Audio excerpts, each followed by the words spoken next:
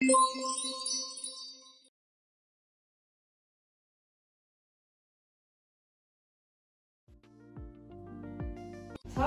ма, құрметті оқушылар? Саламатсыздар. Сіздермен тағы жүздескеніме қуаныштымын, отырыңыздар. Құрметті оқушылар, хабарымызды бастамас бұрын топқа бөлінді. Бөліп алайық, барлығымыз тақтаға шығайықшы.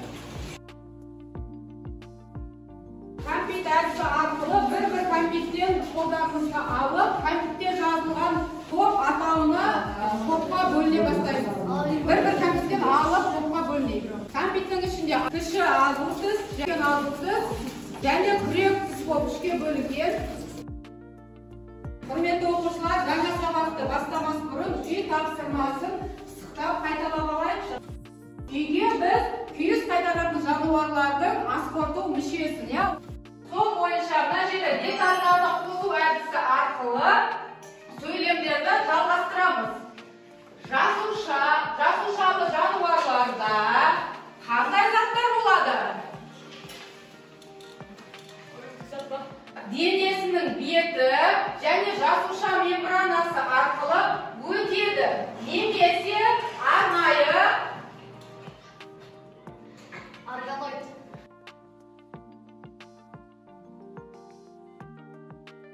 Дискуссиялық өрнек әдісі арқылы біз үй тапсырмасын тағы бір пысықтап жіберейік.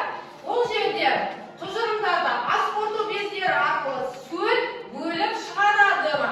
Келісемін, келіспеймін деп қана екі жауап арқылы ғана белгілеп шығамыз.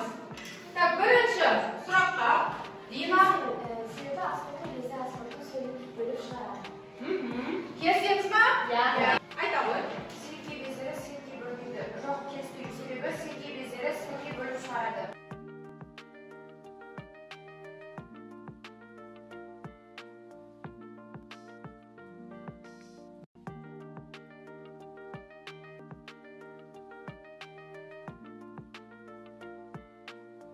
Жаңа сабақ балалар, тістің құрылысы және қызметі.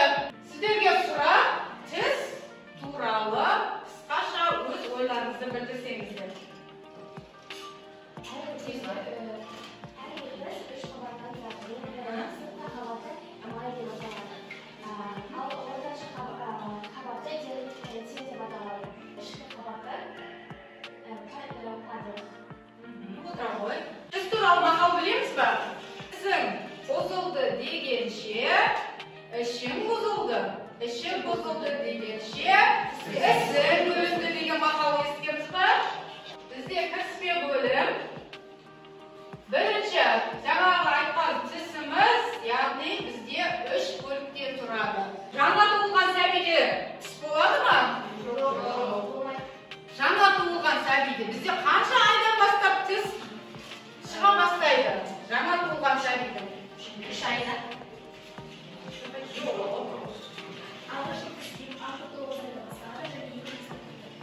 Дұрыс айтамыз ба? Дұрыс.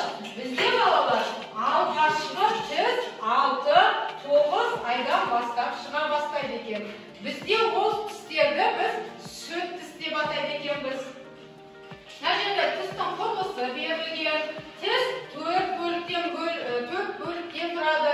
Ең алдыңғы бірінші тістеріміз бізде күрек тіс шыға бастайды. Күрек тістің саны 8. Одан кейін күрек тістің қасында бізде үшкір тіс немесе ит тіс деп аталады. Үшінші тіс бізде азу тістің жанынан кіші азу тіс орналасқан. Кіші азу тістен кейін бізде үлкен азу тіс. Үлкен азу тістің шығу уақыты 18-20 жасқа дейін шығады екен. 4 бөліктен тұрады. Бірінші қандай тіс екен? Күрек тіс. Ең алғаш бізде 6-8 айда күрек тіс шыға бастайды. Ол шөт тіс деп аталады. Ұмытпаймыз балалар. Жоғарғы жақ сүйекте қанша тіс болады екен? 16. Астыңғы жақ сүйекте? 16. Күрек тістің саны? 8.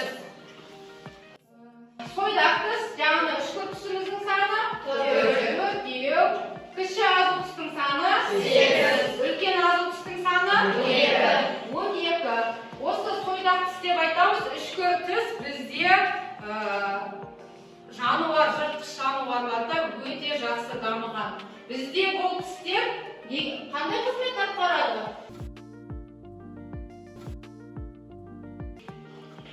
Тістің қызметі жууға, шайнауға, сөйлеуге қатысады екен, иә? Ересек адамдарда 28-32 тұрақты тіс, сәбиде 6-8 айында алғашқы тіс және 2 жаста алғашқы тістердің шығуы аяқталады екен, иә? Сүт тіс бізде 6-7 жастан бастап түсе бастайды, 12-14 жаста тұрақты тіс шыға бастайды екен. Жарнама әдісі арқылы жаңа сабақта қысқаша видео көрініс көрейік. Жаңа сабаққа арналған бүгінгі сабағымызға.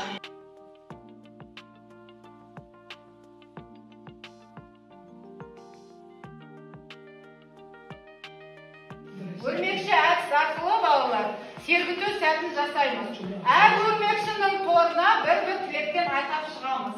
Нұрдәулетте бастайық. Нұрдәулет мына жаққа жақсы бір тілегіңді айт. Аяғына денсаулығың жақсы. Әрсе керемет көңіл келеді. Шайбыз және өмірде өз орны. Өте жақсы өз орны. Абыр тіледі. Отбасыға денсаулық тілейміз.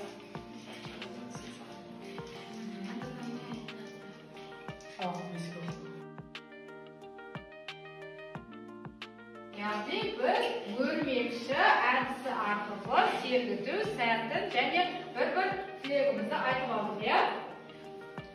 Отыра қойыңдар. Оқушылар жаңа сабаққа арналған конверт әдісі арқылы сұрақ жауап береміз. Сұрақтарға конверттегі сұрақтарды алып, біртіндеп әр топтан бір-бір оқушыдан шығып, конверттегі сұрақты оқып, сұрақтарға жауап береміз. Сұрақтарға жауап берген оқушыларға бір-бір смайликтерден бағаланып отырады. Так, бірінші топтан Абдуғали, келе ғой, бірінші конверт ала ғой. Сұрағыңды ашып оқы.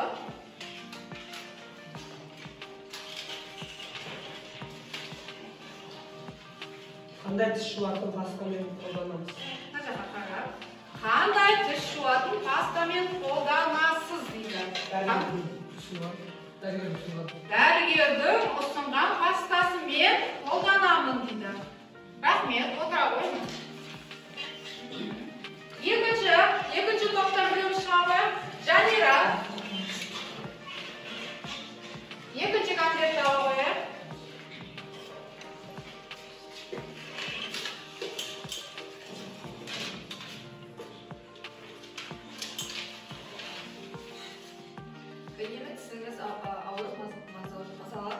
Мазаңызды ала ма? Үнемі тісіңіз ауырып, мазаңызды алады ма? Жоқ, мен айына бір рет тіс дәрігеріне көрініп тұрамын. Үшінші топтан Әсел. Үшінші конверт ала ғой. Қандай сұрақ жасалғанын көрейік. Бүгінгі жаңа тақырып бойынша, иә? Тіс дәрігеріне жылына неше рет барасыз? Жылына қанша рет барасыздар тіс дәрігеріне? 2 немесе 3 рет.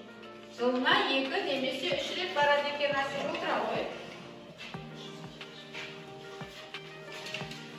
Төртінші сұрақ бар бізде. Нұрдәулет, келе ғой. Төртінші конвертте қандай сұрақ жазылған көрейік?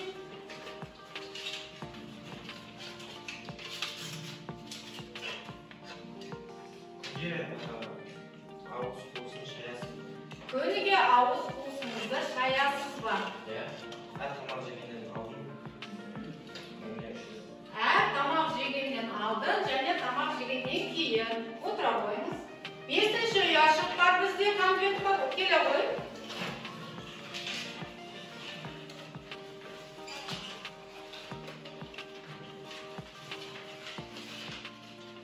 Күніне тісіңізді неше рет жуасыз? Күніне тісіңізді мен 2 немесе 3 рет жуамын. 2 немесе 3 рет тістерін жуасыздар ма? Әр тамақтанып болғаннан кейін тісімізді жуып шаяды екенбіз. Отыра ғой. Бізде 6-шы конверт бар. Келе ғой.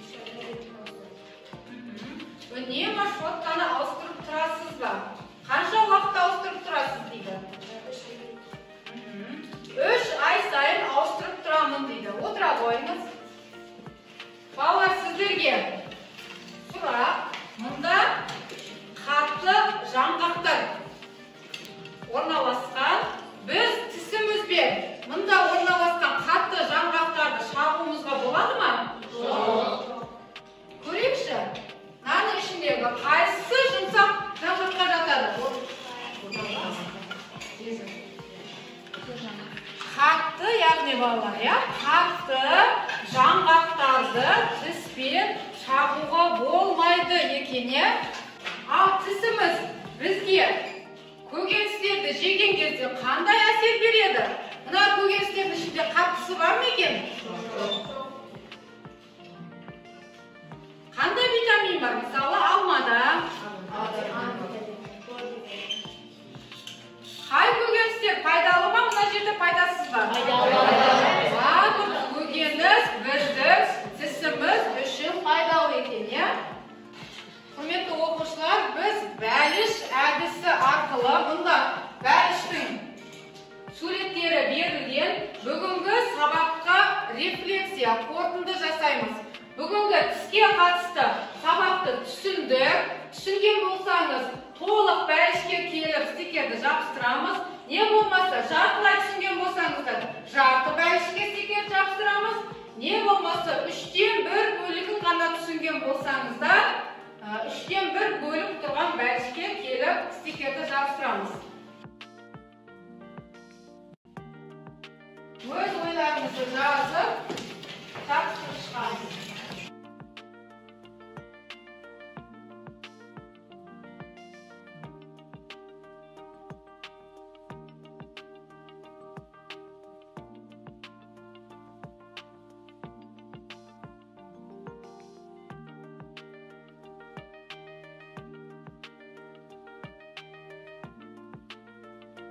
Мұнда балалар бағалау парағы бар. Бәрі мысалға бағалау парағын тарқатып шығамын. Мұнда әр оқушы өз-өзін бағалап шығады. Бүгінгі сабақта бағалау парағын толтырып шығамыз.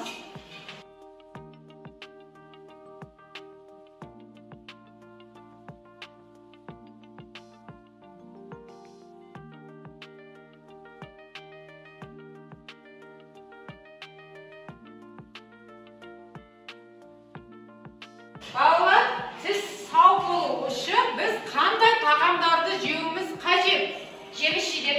Жеміс-жидек, көкөністер, кальцийі көп, сүт тағамдары, иә? Сүт тағамдары, қандай сүт тағамдарды білеміз? Ірімшік, тісің сау болсын, шұбат, сүт.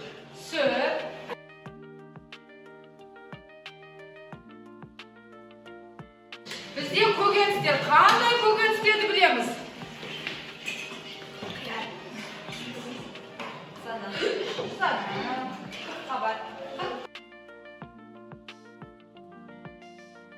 Біз қандай жеміс-жидектерді білеміз? Қазақшасы?